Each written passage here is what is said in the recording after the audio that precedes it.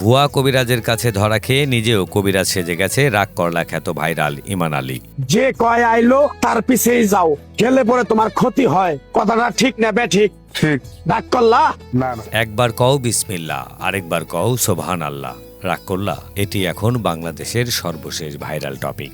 ডায়লগটা হলো আমার নিজের সাথে এরকম একটা প্রতারণা হয়েছিল।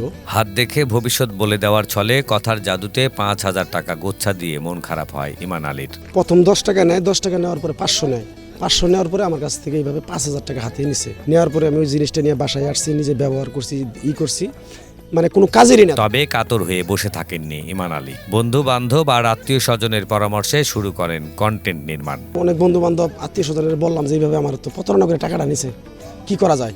তখন ওরা বললো যে তাহলে ভাই এক কাজ করেন, আপনি যেহেতু অভিনেতা একজন, আপনি অভিনয় করেন, অনলাইনে থাকেন, তাহলে এই বিষয়টা আপনি একবার তুলে ধরেন। একই রকম প্রতারণা থেকে সাধারণ মানুষকে রক্ষা করতেই তার এই পথে নামা বলেও দাবি করেন তিনি।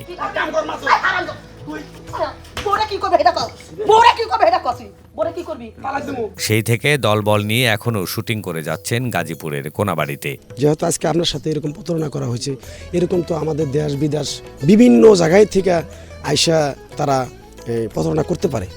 সেই জন্য আমি একটা সচেতনমূলক ভিডিও বানাইছি।